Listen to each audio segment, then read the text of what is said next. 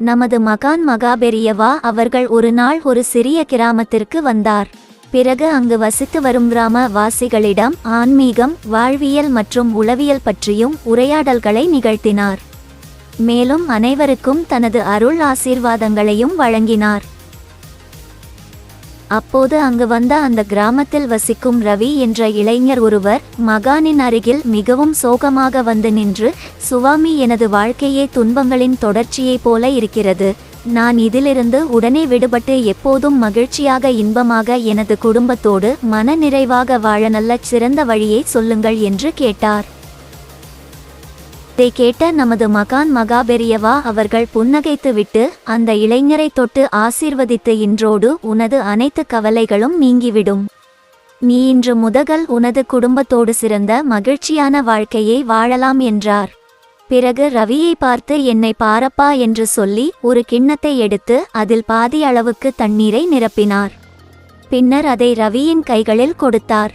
உடனே ரவியும் நமது மகான் மகாபெரியவா தந்த அந்த கிண்ணத்தை வாங்கி ஆவலுடன் பார்க்க போகும்போது நம் மகான் அந்த இளைஞர் ரவியிடம், இந்த கிண்ணத்தில் என்ன இருக்கிறது என்றும் இந்த கிண்ணத்தில் பாதி அளவு தண்ணீர் இருக்கும் என்றும் தானே நீ நினைத்தாய் என்று கேட்டார். உடனே சிறிதும் தாமதிக்காமல் ரவி ஆம் என்று சொல்லி தலையை அசைத்தார். இதை கேட்ட நம் மகான் மகாபெரியவா அவர்கள் சிரித்துக் கொண்டே, அது தான் இல்லை என்றார். உடனே இளைஞர் ரவி மிகவும் ஆச்சரியமாக மகானை பார்த்தார். மகாபெரியவா ரவியிடம், கிண்ணத்தை பாதி காலியான கிண்ணம் என்றும் கூட பார்க்கலாம் என்றார்.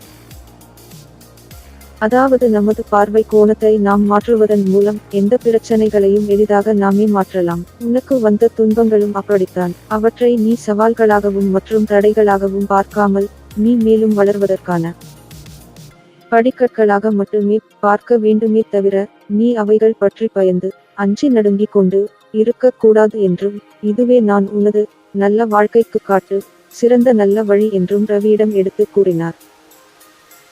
இதை கேட்ட இளைஞர் ரவி ஆழ்ந்து சிந்தித்தார். பிறகு சிறிது நேரம் கழித்து மகானிடம், சுவாமி, சில துன்பங்கள் மிகவும் மோசமாக என்னை பாதிக்கிறதே, அவற்றில் இருந்து எப்படி நான் விடுபடுவது என்று கேட்டார். அதற்கு நமது மகான் மகாபெரியவா அவர்கள் ரவியிடம், மலர சூரிய வெளிச்சம் அவசியம் தேவைப்படுவது போல உனது மனம் வளரவே துன்பங்கள் மற்றும் வேதனைகளும் வந்தாக மட்டுமே நீ நினைக்க வேண்டும். உனது கஷ்டங்கள் வைரக்கல்லை போன்றவை. அவை உன் வாழ்வில் நல்ல ஒளியை வீசி உனது வருங்கால வாழ்க்கையை நீ மகிழ்ச்சியாக வாழ உன்னை மெருகேற்றுகின்றன. எனவே நீ அந்த துன்பங்களைக் கண்டு பயந்து நடுங்காமல் அவற்றை நீ நல்ல படிப்பினையாக ஏற்றுக்கொண்டதாகவும் சிறந்த கல்வியை கற்று தேர்ச்சி பெற்றதாகவும் நினைத்து ஆனந்தப்பட வேண்டும். இனி நீ அவற்றை எல்லாம் எதிர்த்து போராடி எளிதில் வெற்றி பெற்று மகிழ்ச்சியாக வாழ எனது அருளாசி எப்போதும் உன் கூடவே இருக்கும். மகிழ்ச்சியாக போய் வா என்று கூறி ரவியை அனுப்பி வைத்தார் நம் மகான் மகாபெரியவா.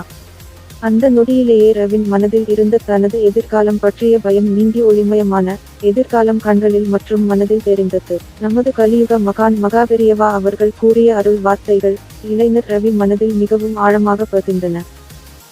எனவே இளைஞர் ரவி தனது வாழ்க்கையை ஒரு புதிய பார்வையில் பார்க்கத் தொடங்கினார். துன்பங்கள் மற்றும் வேதனைகளை எதிர்கொள்ளும் மன வலிமை வந்துவிட்டதால் அவர் தனது குடும்பத்துடன் வாழ்க்கையை வெற்றிகரமாக மகிழ்ந்து வாழத் தொடங்கினார். மகான் மகாபெரியவா நமக்கு சொல்லும் பாடம் என்னவென்றால், நம் பார்வை கோணத்தை நாம் மாற்றுவதன் மூலம் எந்த சவால்களையும் எளிதாக முறியடிக்க முடியும்.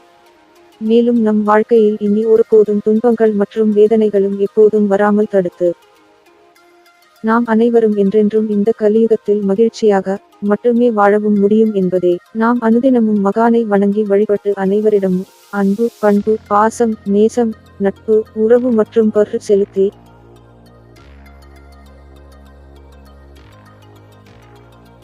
ஆனந்தமுடன் இன்பம் பெற்று மகிழ்ச்சியாக மனநிறைவோடு வெற்றி பெற்று வாழ்வோமாக. ஹர ஹர சங்கர, ஜெய ஜெய சங்கர. வணக்கம், நன்றி.